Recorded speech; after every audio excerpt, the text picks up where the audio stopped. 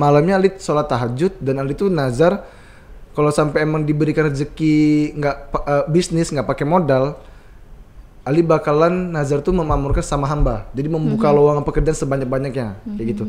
Mas jangan berdiri diri kayak di IP. Yang di IP yang berdiri diri yang cari handphone apa Kak sini masuk itu Aldi dulunya tuh. Oh pernah? Iya 3 tahun itu Aldi kerja itu untuk biaya kuliah. Tidur cuma 3 jam 3 kali pengen bunuh diri. Oh sempat ngerasain juga? Iya.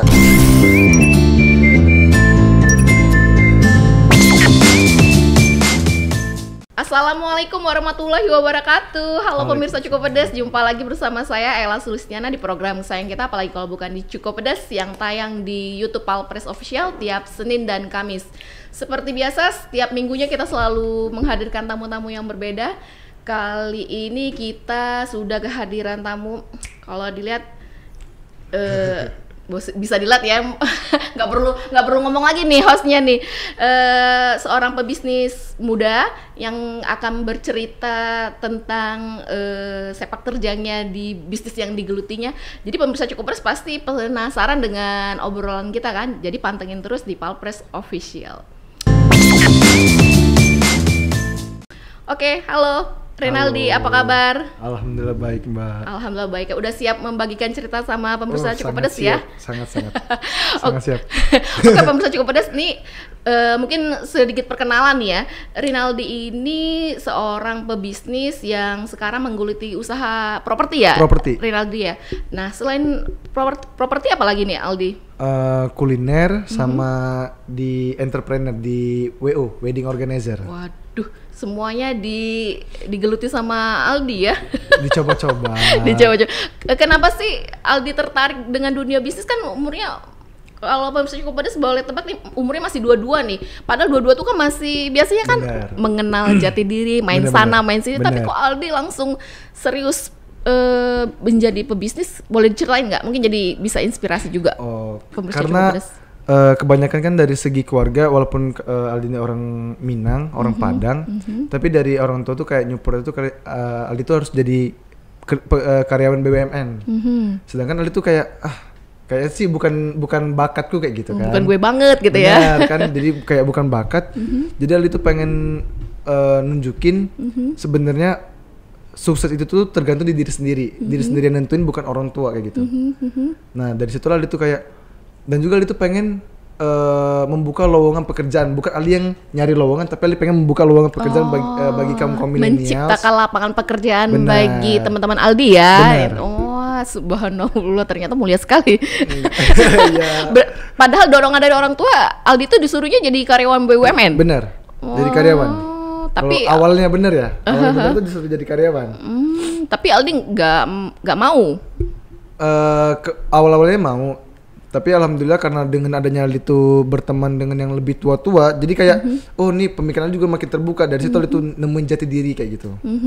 Awalnya tertarik kenapa Aldi? Selain karena mungkin dari secara background keluarga mungkin mendukung ya Aldi untuk terjun ke dunia usaha. Benar. Tapi kenapa sih lantas ya sudah aku harus terjun ke dunia usaha nih kayak gitu? Karena pertama tuh Aldi tuh ngerasanya kayak Aldi ini tipikal leader alpha lah, istilah kata tuh leader dominan yang kalau untuk jadi karyawan itu tuh nggak bakal cocok.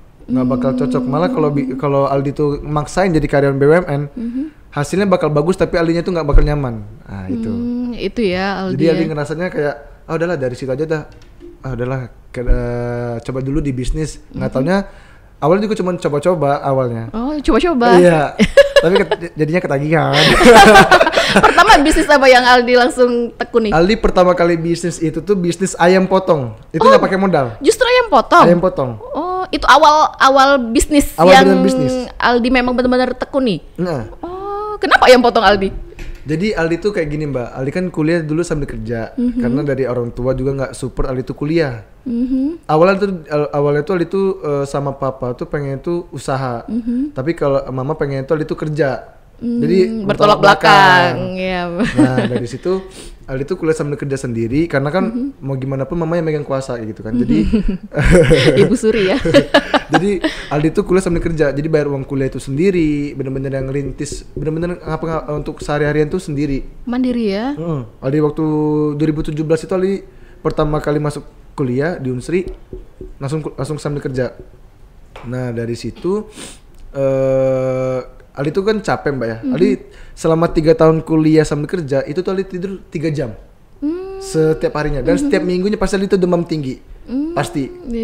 Karena sambil kerja tadi ya? Bener. Jadi waktu tidur tuh berkurang drastis mbak. Untuk gimana caranya tuh IPK di kampus nggak jelek, tetap di atas 3. Dan gimana caranya tuh di kerja target pun tercapai. Jadi bener-bener otaknya udah pusing bener nggak keruan. Udah overlap ya. Bener. Nah iyalah itu sharing-sharing sama kalau Pak Bapak nonton nanti Pak Rian Jauhari, dia sekarang wakil ketua Rescue Nasdem. Nah itu beliaulah yang ngomong sama saya, Aldi kamu itu pinter loh ngelobi kayak gitu. Kamu dari segi marketing tuh pinter. Kenapa kamu tuh nggak coba usaha katanya. Pak sekarang ini kalau usaha Aldi tuh nggak ada modal kayak gitu. Mau ngomong sama orang tua belum ada basicnya buat orang tua tuh percaya kayak gitu kan. Nah jadi nggak perlu, karena banyak sekarang nih dunia tuh udah digital katanya tuh. Nggak perlu pakai modal. Emang apa Pak usaha nggak pakai modal? Ya contohnya aja kayak Aldi tuh baju ambil dari Shopee, habis itu buka pamflet sendiri di Instagram, terus jualin kayak gitu kan. Jadi itu kan nggak pakai ya dropship. Jadi jatuhnya kayak reseller gitu. Oh kata Aldi tuh. Dah malamnya Aldi sholat tahajud. Malamnya tuh sholat tahajud. Waktu diomongin itu tuh Aldi tuh lagi seminar proposal. Nah malamnya sorenya ketemu beliau, malamnya Aldi sholat tahajud dan Aldi tuh nazar kalau sampai emang diberikan rezeki bisnis nggak pakai modal, Aldi bakalan nazar tuh memakmurkan sama hamba, jadi membuka lowongan pekerjaan sebanyak-banyaknya kayak gitu. Sorenya ketemulah sama agen ayam, supplier ayam, bener-bener random, nggak sengaja ketemu, ngobrol, terus Aldi dicobain. Coba ini harga dari kakak sekian, coba ditawarin ke rumah makan. Padahal sebelumnya belum kenal dan nggak janjian kan untuk sering ketemu, bener-bener nggak sengaja. Iya. Dan Aldi kalau ketemu sama orang yang lebih berpengalaman, Aldi tuh bener-bener mengibarkan Aldi ini gelas kosong. Jadi Aldi tuh mau nggak mau, Aldi habis ketemu sama beliau, Aldi harus gelas ini harus isi penuh kayak gitu. Ya, harus menyerap ilmunya ya. Aldi harus banyakin nanya kayak gitu. Aldi dari dulu tuh orangnya suka banyak nanya. Bukan kepo ya? Bukan. Sama aja. Bisa dibilang juga sih. Tapi kan keponya kan bermanfaat, bukan kepo gosipin orang kan? Gak mungkin ada nanya, Pak Bapak selingkuh nggak? Kan gak mungkin gitu. Jadi waktu itu ketemu sama kakak yang punya agen ayam ya waktu itu ya. Jadi langsung Aldi tertarik kayak gitu untuk awalnya nggak tertarik karena kan Aldi kan nggak tahu nih kayak gimana sistemnya. Tapi kan Aldi emang basicnya Aldi ini alhamdulillah ada soft skill ngelobi, public speaking. Jadi coba-coba ke rumah makan. Di rumah makan itu Aldi nawarin sambil nyari tahu nih. Oh kalau di ayam berarti kayak gimana sih cara wibawanya, supplier yang sebelum itu kayak gimana. Jadi Aldi kayak bisa, jadi kayak Aldi tuh dapat ilmunya tuh waktu Aldi ngelobi rumah makan, masukin ayam. Aldi bilang, oh supplier sebelumnya ayamnya kekecilan. Oh tenang Pak, saya nggak kekecilan kok. Terus pemilik rumah makan bilang kayak gini juga. Aldi ngambil ayam di PT mana? Soalnya udah di rumah makan Padang itu dulu awal pertama kali. Soalnya di supplier udah ini yang sekarang ini dia itu cuma ngambil PT di Aliong. Terus langka katanya. Terus Aldi bilang, emang seharusnya kok cuma satu PT? Iya itu makanya harusnya dia tuh ngambil tuh di SMS, PT Java. Oh dari situ Aldi bilang, oh tenang dah Aldi, kalau Aldi ada 5 PT Aldi tuh ngambil. Jadi Aldi nggak bakal kalau orang supplier udah habis, Aldi tuh masih ada kayak gitu. Aldi ngambil omongan tuh dari situ, dari di lapangan. Jadi Aldi tuh autodidak tuh ngambil di lapangan. Oh berarti 5 PT, PT ini berarti ada Aliong, Java. Terus next ke rumah makan berikutnya Aldi terapin. Tenang Pak, kalau masalah ayam nggak bakalan, kalau lagi corona tahun 2020. Oh awal mula bisnis ayam ini ya? Di tahun 2020 bulan Maret. Nah dari situ sedikit langsung cerita, Aldi sampai 17 rumah makan di Palembang ini Aldi semua yang menyuplai. Wah, rumah Padang? Semuanya? Rumah makan Padang, sambal lalap, 55 sambal lalap di Palembang, KM5, Pelaju itu Aldi semua. Aldi semua yang pegang? Iya. Pegang ayamnya? Enggak, nyuplai. Oh nyuplai ayamnya maksudnya ya? Agak bingung. Itu langsung Aldi handle semua 5. Padahal kan baru tuh kan buat Aldi Iya. kan nggak pernah yang namanya 2 bisnis bulan. kan. Berapa? 1,5 bulan 17 rumah makan Ali tembusin. Dan itu tuh per harinya itu tuh kalau nggak salah 600 sampai 700 ekor per harinya. Berapa? 600 sampai 700 ekor. Oh, 17 banyak rumah makan itu. Langsung Aldi sendiri yang handle. Ada waktu itu Enggak, karyawan itu kan, yang bantu. Ali kan nggak pakai modal. Jadi Ali tuh pesan sama agen supplier ayam, dia yang nganter, Ali yang nagih. Jadi Ali cuma nagih doang. Oh iya. Nah, Ali juga kayak gini bilang. Ali pernah dibilang kayak gini, kan makanya kalau kita ngelobi ini kan yang paling utama tuh gimana caranya orang tuh yakin. Makanya Ali tuh sampai dibilang sama ada owner rumah makan nanya, Aldi kok kau nih kok bos yang nagih, kok nggak karyawan? Ali bilang kayak gini, dah kalau dengan Aldi 1 tahun pertama itu Aldi yang nagih supaya apa? Supaya Aldi bisa memantau, ini Aldi bisa dengar keluh kesah udah, ini ayam kekecilan di atau apa? Padahal emang Aldi yang nagih sebenarnya. Jadi seolah-olah Aldi ini bos. Padahal one man stand Bener. ya. Nah, terus dia nanya kayak, ada juga yang nanya kayak gini. Woi, bos ayam muda kok pakainya motor katanya tuh kan. Udah, Ali kan nagih-nagih kan sambil keliling-keliling ngecekin rumah makan kan yang Ali supply. Kalau pakai mobil ya bensin udah berapa. Terus juga banyak rumah makan tuh yang jalannya jelek, mobil Aldi ini kecil dah. Emang apa mobil Aldi? Yang ada di otak Aldi itu yang paling pertama karena cita-cita Aldi itu pengen punya mobil Mercy. Jadi Ali bilang Mercy dah. Wow, langsung dia kan ada konsumen. Kamu tuh lihat nah Aldi lah katanya tuh. Kamu tuh lihat nah pengusaha muda, masih muda udah punya Mercy. Dalam hati Aldi. Wah. Padahal belum itu ya? Belum. Dan Aldi kan nggak punya pemotongan ayam. Ngambil sama orang. Jatuhnya tuh kayak Jual putus kayak ya. kalau bahasa Palembang tuh ngulo.